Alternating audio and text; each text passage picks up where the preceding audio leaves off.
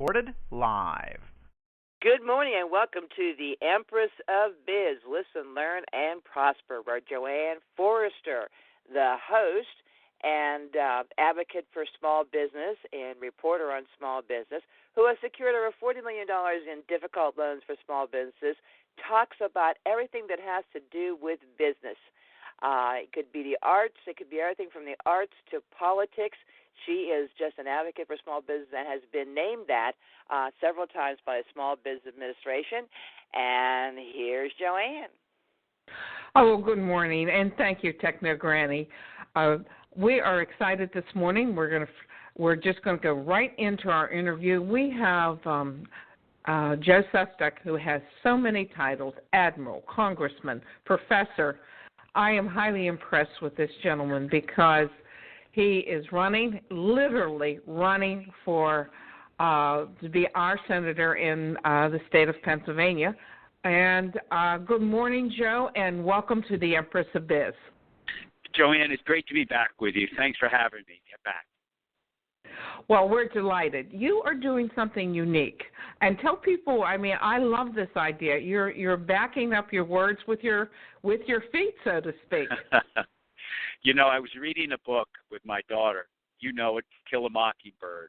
And in it, yes, this precocious young girl named Scout, who's narrating it, says, "You can never know a man until you stand in his shoes and walk around it."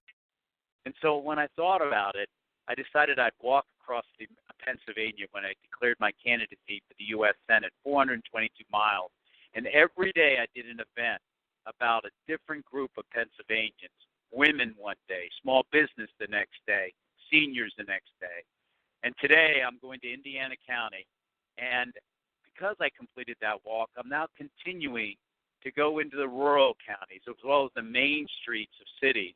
And walking today from Homer City, where I'll do a veterans event, and then all of a sudden end up about 7 miles down the road at a small business in Indiana to do a small business event. It's a way to meet people, listen, and also let them know that I want to earn their trust, work on the issues that we're talking about and are of concern to them. Well, one of the things I'm very aware of, and by the way, I am actually broadcasting from a small business today up in Emlington, PA, over in Venango County, owned by Kathy and Paul Wenzel, the Bernard House. So these are clients of mine, and they own this fabulous bed and breakfast and are very welcoming and a bright light in the community. One of the things that I really noticed about you is that as first of all, in your job as admiral, so to speak, you dealt with a lot of small businesses. And would you talk about that with your experience there, sir? Yes. When I was a three-star admiral, I ran the Navy's requirements branch, where I had to decide what to purchase in a budget of about $70 billion a year in terms of ships, planes, and the stuff that basically went in them. About 20% of the contracts had to go to small businesses because we valued their entrepreneurship, their innovation, and how quick they were to do things as they were breaking in, so to speak. And so I had to meet numerous times with small businesses, and my respect for them, not just in job creation, but in job completion. Being able to give a product that is more than just on time, it was usually early and usually innovative of the way they addressed it, gave me the drive that when I went to Congress to become vice chairman of the Small Business Committee. And I know as vice chairman of the Small Business Committee, you were a freshman senator, and we have spoken before where a lot of people weren't interested in that position because it really didn't have, quote, unquote, clout. Would you talk about your position there, sir? I'd gladly do this.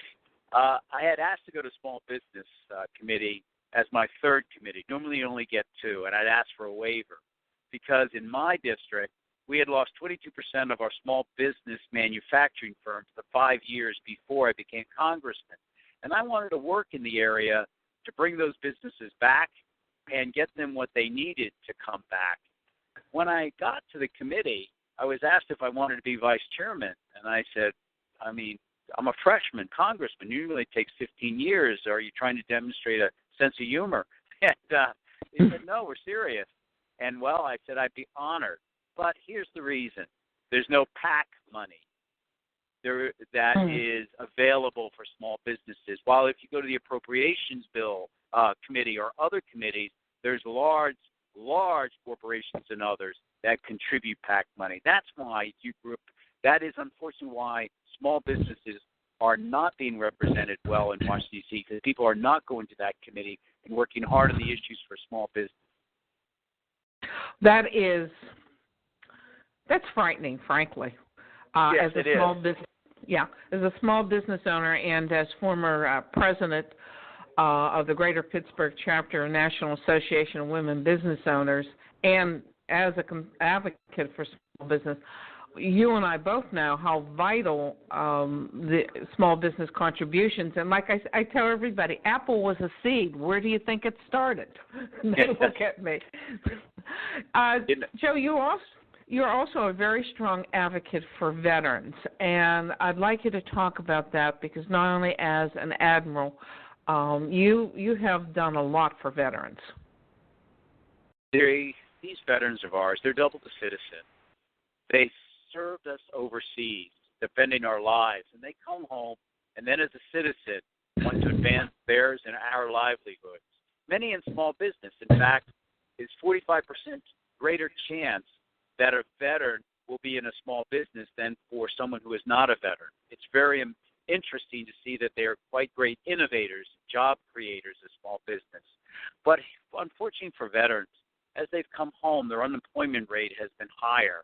And it was a shame that we actually had the bipartisan jobs bill that was actually filibustered and voted against by our own senator, Senator Toomey, and we don't give them the opportunity to be all they might be. And then I was so concerned when I got down there because in the previous administration, the Veterans Administration had been underfunded almost $9 billion. We were able to advance that first year I was down there over $10 billion to make up that deficit, with most of it going towards traumatic brain injuries and post-traumatic stress disorder, because about a third of our veterans were coming home with these mental challenges, and we had to do something about them. So from job creation all the way to taking care of their health security, there's even more that we need to have done for our veterans who served us so well. One of the things that I noticed that you have in your position papers, you were talking about a number of programs that you would see that would be helpful. Would you talk about what you would like to see accomplished when you become senator? Yes, I would. First off, about a third of our veterans live in rural counties, like Indiana County today. And for them to have a trek all the way down to a city that can be scores and scores of miles, particularly when you have post-traumatic stress disorder, it can be quite stressful.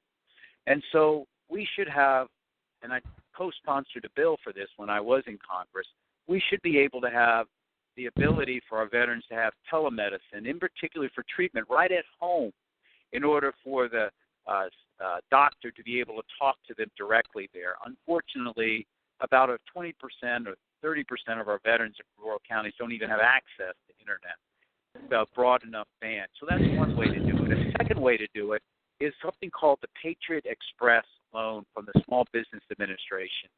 Presently, it's about $500,000. But we all know that startups today, as compared to before the recession, is about 40% more per capita in expenses. So we should be doubling that loan that we give to our patriots, to our veterans. Those are just two simple ways that we can actually begin to help our veterans. The broadband access, I'm just amazed at, Pennsylvania, we have 3 major population centers, Erie, Philadelphia, and Pittsburgh. And in between, there's all these small towns that are vibrant and part of our economy, but broadband access is not always easy. No, it isn't. As a matter of fact, even as we're driving to this radio interview. We know the hot spots along which we make sure that we're there so we can do the radio interview. When I go into a place like Elk County, I'll hold up my iPhone in a meeting and said, I couldn't use this as I approached this spot for the last 7 miles. And here's the issue.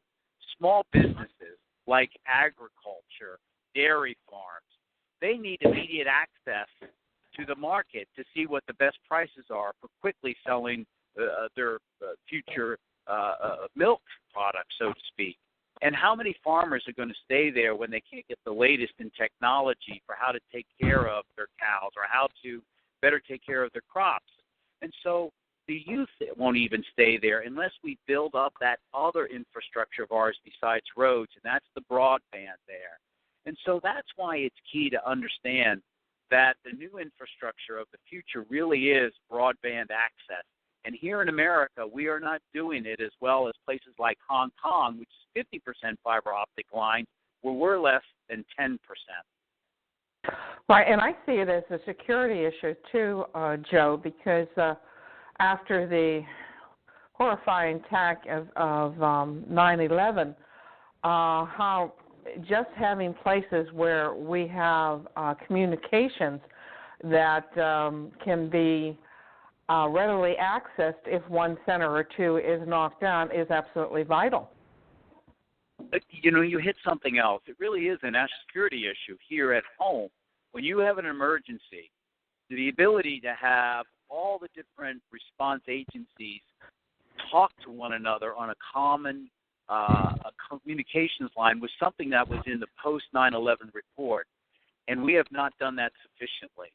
Number two, the damage that can be done to us by someone who wants to use cyberspace warfare, so to speak, about trying to jam things or do damage to some of our uncovered, let's say unprotected infrastructure of the Internet. You can actually do damage to our waterways, for example, by being able to manipulate some of the cyberspace control that is done for our dams and others.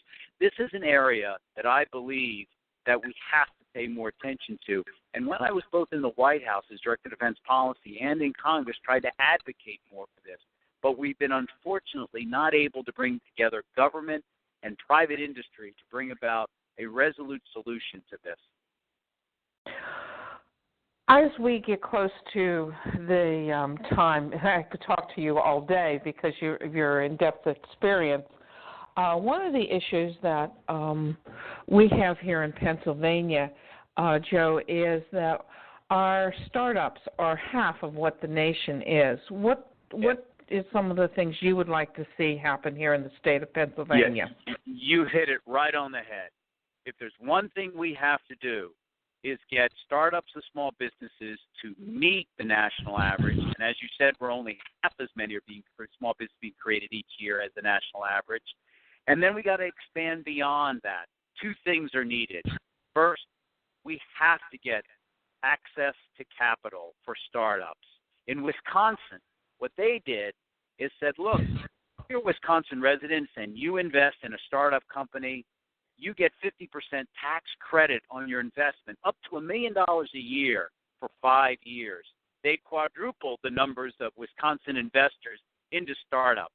And that's what we need today, because only I would say it's 3% of small businesses can get a bank loan to start up. And so you really have a challenge here when 85% of all small businesses have to rely upon their own saving and assets to start up. Get them access to capital, the mother's milk of a startup. And second, relieve that regulatory burden that is really harsh on small businesses as compared to big businesses. It costs approximately 40% more to take care of the regulatory burden on a small business than it does for a large corporation. You address those two issues, and you would then get our star running back, job creation by small businesses on the football field, instead of just, in a sense, being there for creating 18 jobs, for 18 small businesses for every 10,000 working Americans. We can get it back to what it was in 1975 when it was 36 startups for every 10,000 working Americans. Imagine the job creation that would be done if we could do that.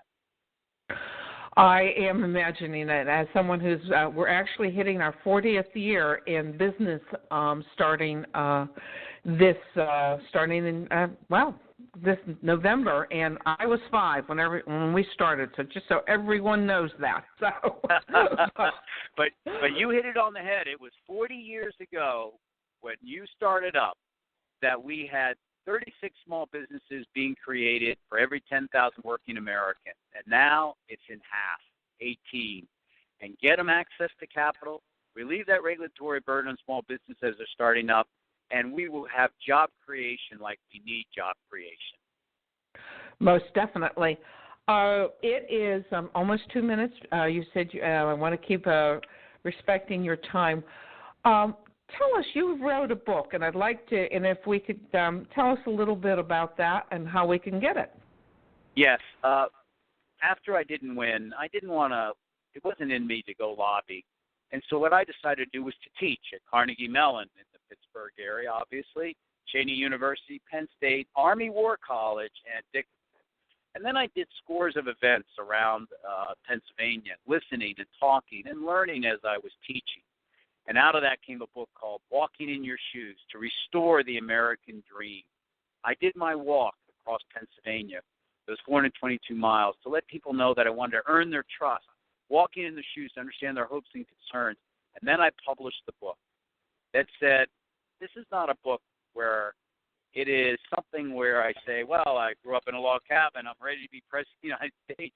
It's a book that actually has hard, firm policy prescriptions to restore the American dream, from small businesses to taking care of our veterans, to having equality in some of our best entrepreneurs, women, and being able to take advantage of those who are our seniors, of the skills that they have in mentoring and other types of aspects of their skills.